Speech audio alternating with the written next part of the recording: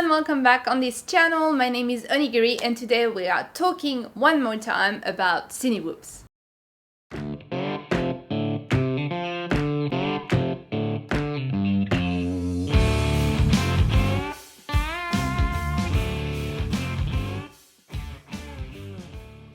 Alright, so this is the first episode on this channel about Cinewhoops. I'm in the process of trying to find a decent Cinewhoop that will allow me to go on holiday and be able to capture nice sceneries.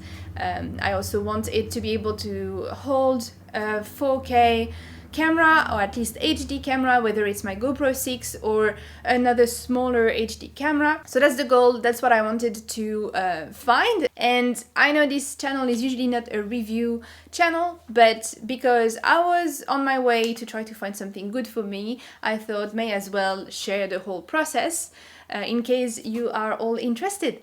So one thing that I said I will not do is compare Cinewhoops to each other's. This is not the point of these reviews. And then at the end of the series, you should be able to make your own opinion about which one you prefer between the Cinewhoops we will have presented on this channel. Today's Cinewhoop is quite exciting as well. It's going to be the iFlight Protek25, and I was really looking forward to try a product from iFlight because of the popularity of their products online. I've seen a lot of their frames. I also saw that they were doing an action camera, and finally, because they were doing this Cinewhoop and other type of Cinewhoop that I had heard about in the past, I was very curious about it, and I'm very lucky that they've agreed to let me try one of their products. Carbon fiber frame, prop guards in plastic. The antenna at the back is also fully protected in a 3D printed mount for it that also handles the Immortal T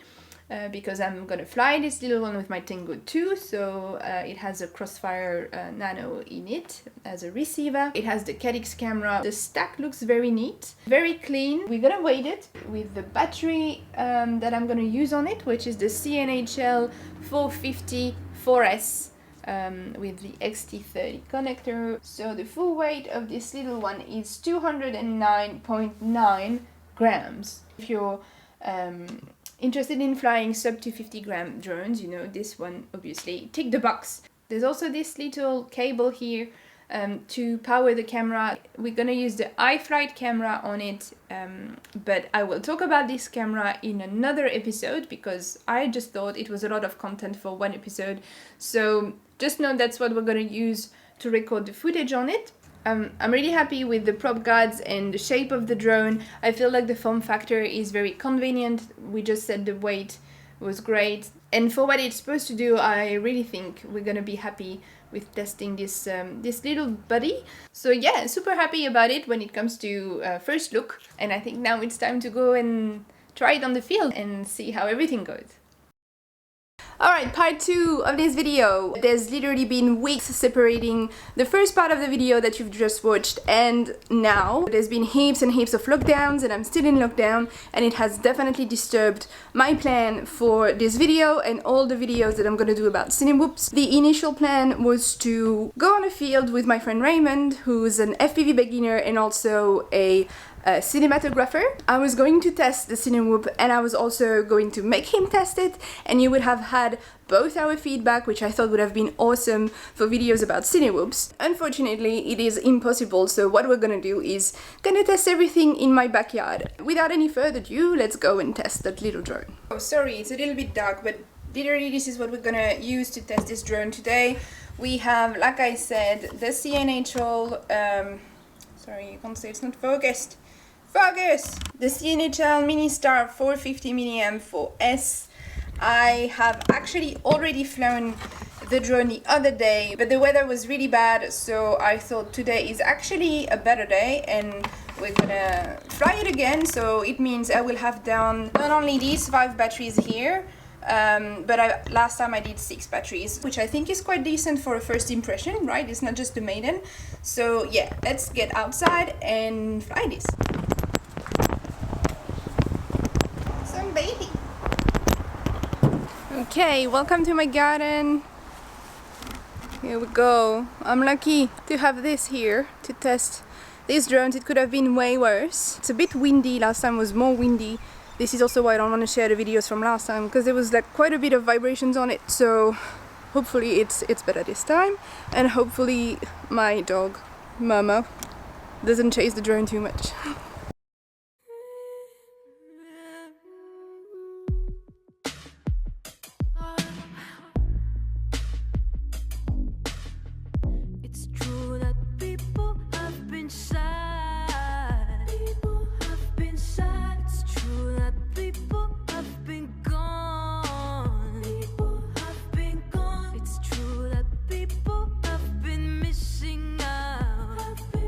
In my opinion, first flight of the second this second session is actually going heaps better than last time, mainly because there's a bit less wind.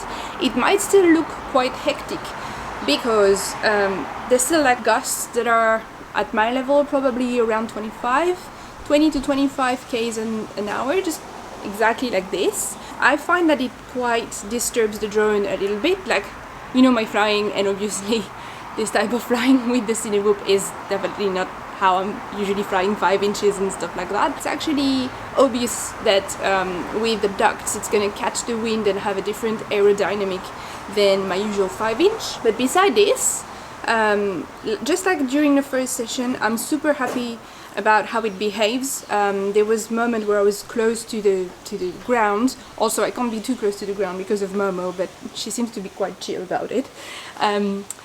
Yeah, I was close to the ground and I was able to do some low pass, quite stable I believe, around my trees or close to Momo.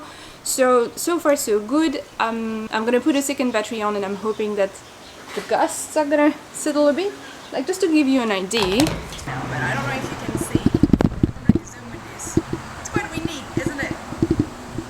Yeah, look at the second one. That one there.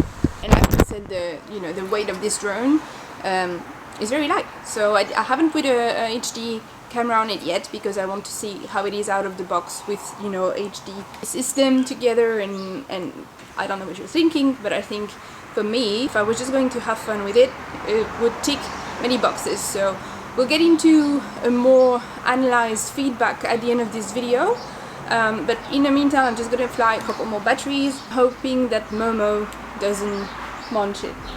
Are you gonna munch it?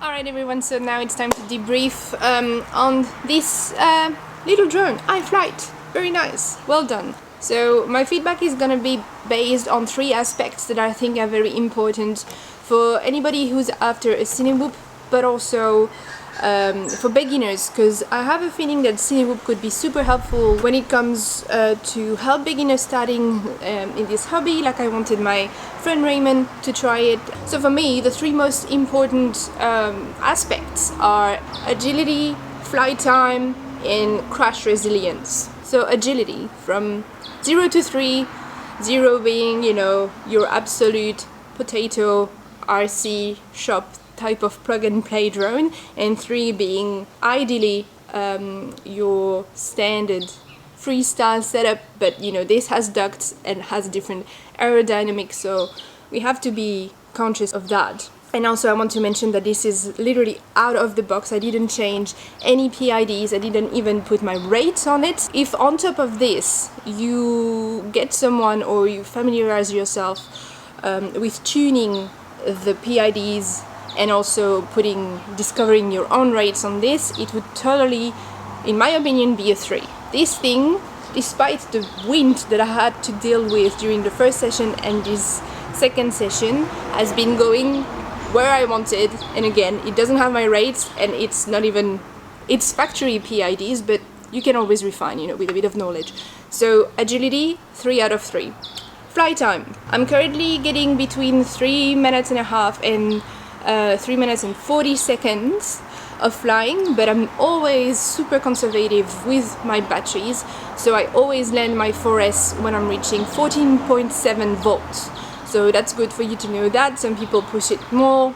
This is not what I'm doing with my batteries. So flight time, I don't know what you're thinking. I think you could probably push it to 4 minutes, especially if you're not flying as chaotic as what I've been doing in the backyard, because I haven't been flying freestyle for a while and I felt like going a little bit fast, which you might not have to do with Cinewhoops, especially this one. I feel like this one would be more an indoor type of filming, and you probably wouldn't need to go the speed I was going at in the backyard. So that's pretty cool, you know, 3.5. This is more than what I'm getting with my Apex at the moment on Forest, so super happy with this. Yeah, flight time, 3 out of 3 in my opinion. Please note that I haven't put an HD camera on it yet.